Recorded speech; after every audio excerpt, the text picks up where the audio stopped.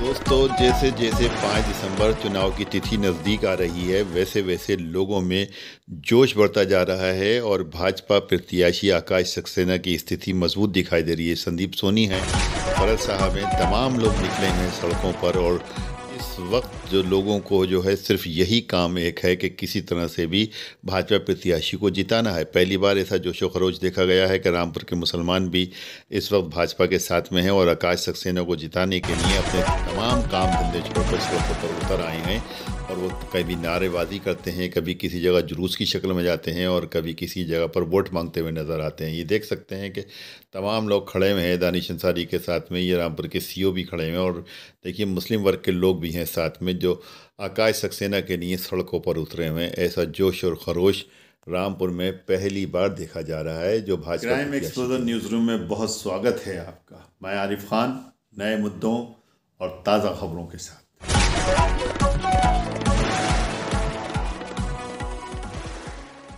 बात media channel में इस बात को कहा कि जिस तरीके की चुनाव आयोग की परिकल्पना कल सुप्रीम कोर्ट ने की है परसों, अगर उस तरीके का चुनाव आयोग होता तो शायद लोकसभा का उपचुनाव आसिम राजा साहब 2 लाख वोटों से जीत चुके हो।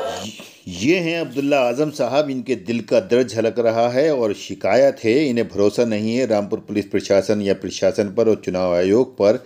ये कहते हैं कि निष्पक्ष चुनाव नहीं होगा। देखते और आज भी अगर उसी परिकल्पना का चुनाव आयोग हो जाए तो आसिम राजा साहब 50,000 वोटों से रामपुर की सीट जीतेंगे। लेकिन आज आप देख लें, कोई थानागंज, थाना कोतवाली, सिविल लाइंस थाना और जो अधिकारी हैं पुलिस के, उनके मोबाइल के कॉल रिकॉर्ड्स निकलवा के चेक कर लें। लोगों को फ़ोन कर रहे हैं कि तो कमज़ोर आदमी, गरीब आदमी तो मजबूर है, क्या करेगा। तो मजबूरियां हैं सबकी। मशकूर साहब की भी मजबूरी है भाई। मैंने तो कहा कि वो बीडीसी का चुनाव हार गए, प्रधानी का चुनाव हार गए, उसके बावजूद भी समाजवादी पार्टी ने उनके बेटे को ज़िला पंचायत का टिकट दिया, ज़िला पंचायत मेंबर बनाया, फिर उनको एमएलसी का टिकट दिया। इससे ज़्यादा तो और उनको ये गलत फहमी है कि वो किसी वर्ग को या किसी गांव को रिप्रेजेंट करते हैं। ये उनकी गलत फहमी है। ये गलत फहमी उनकी 5 को दूर हो जाएगी। मैं एक जीती जागती मिसाल हूँ आपके सामने, जिसे किस कदर साजिशन फंसाया गया और जिसकी कहीं सुनवाई नहीं हुई, कहीं सुनवाई नहीं।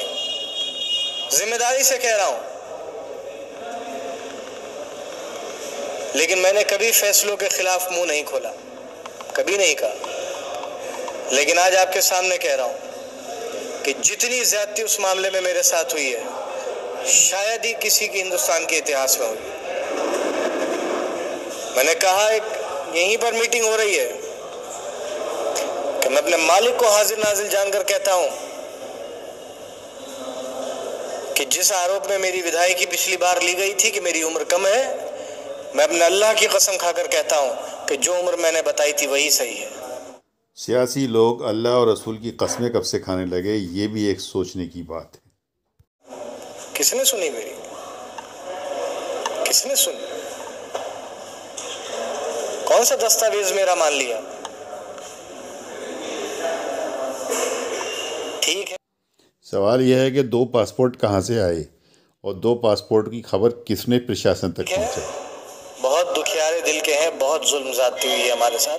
अगर आप दुखियारे हैं तो फिर ये अब्दुल क्या है? अब्दुल कहता है कि समाजवादी में दरी बिछवाई जाती है। ठीक है, जैसा है उसमें हम कुछ कर नहीं सकते, आज बदल जाए। लेकिन मुझे याद है 2017 में जब समाजवादी की सरकार खत्म हो रही थी और इलेक्शन आने वाला था, तो अगर कोई आम आदमी भी किसी अधिकारी की शिकायत कर देता था तो चुनाव आयोग उसे फौरन बदल देता था। लेकिन यहाँ एक मंडल में अधिकारी हैं जो 6 चुनाव करा चुके हैं, यहाँ पर 5 या 6 चुनाव, और हर स्तर पर उनकी शिकायत हो चुकी है और वो इल्लीगल डिप्यूटेशन पर, गैर कानूनी तौर पर दूसरे राज्य से उनका कैडर चेंज करके उन्हें यहाँ रख रखा है, गैर कानूनी तरीके से, लेकिन उन्हें नहीं हटा रहा कोई। आज आपने फ्लैग मार्च देखा था, कितने लोगों को उठाया मालूम है आपको? कितने घरों में घुसे हैं पता है? पता कीजिएगा। और मैं तो सारे चैनल से कहूँगा कि लोकतंत्र की रक्षा करने के लिए आप लोगों को आना चाहिए। जब समाजवादी की सीट खतरे में पड़ती है तो लोकतंत्र भी खतरे में पड़ जाता है। ये भी बड़ी हर विडंबना। चैनल अपनी 10-10 ओबी वैन भेजे रामपुर में, और वो ओबी वैन लाइव लगाई जाए ताकि पूरा देश देखे रामपुर में कैसे चुनाव हुआ था और कैसा चुनाव कराने की तैयारी है। घरों में रहो। तो हमारी पत्नी को भी वार्निंग दी है कि निकलना मत बाहर। सबूत आप दे नहीं सकते और मीडिया से तवक्के सारी रखते हैं। कमाल की बात है। महिलाओं के साथ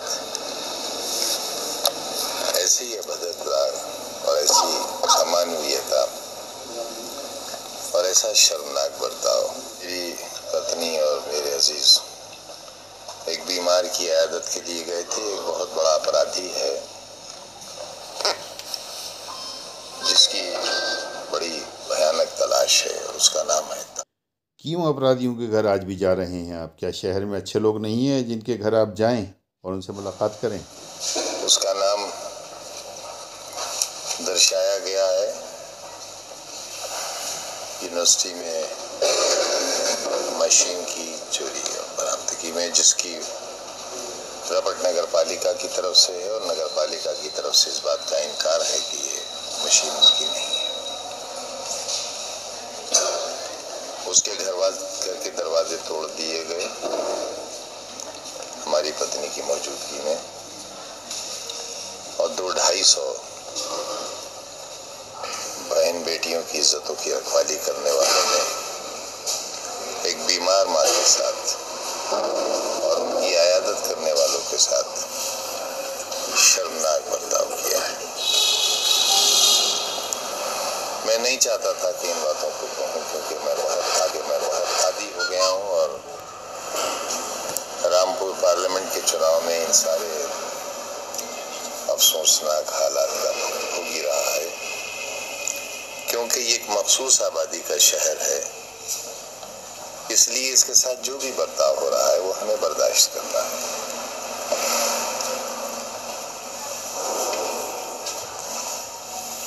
और मेरे जैसे को तो इसलिए कि जब वोट देने का मेरा अधिकार ही खत्म हो गया।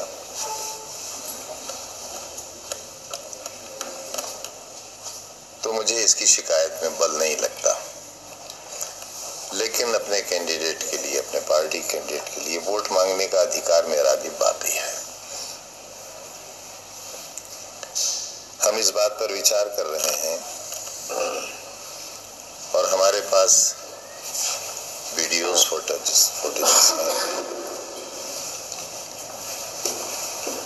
उसे हम आपको किसी खास वजह से रिलीज नहीं कर रहे हैं, क्योंकि आपको दे देकर आजाद आने वाले हैं ऐसी भी सूचना है। लेकिन सवाल यह है कि ये लोग किस बात के लिए आ रहे हैं, क्योंकि चुनाव तो यहाँ है ही नहीं। आज ही तकरीबन 50 घरों के दरवाजे तोड़े हैं, सड़कों से बेगुनाहों को उठाकर ले गए हैं, और जिस भाषा का इस्तेमाल किया है। ये प्रेस कॉन्फ्रेंस देर रात बुलाई गई थी, लेकिन प्रेस कॉन्फ्रेंस में जिस अंदाज में उन्होंने मीडिया से बात की, आजम खान ने मीडिया से बात की, उससे लगता था कि उनका मनोबल टूट चुका है। रात में भी जनसंपर्क में जुटे हैं और वोटरों की अपील कर रहे हैं। ये तस्वीरें आप देख सकते हैं।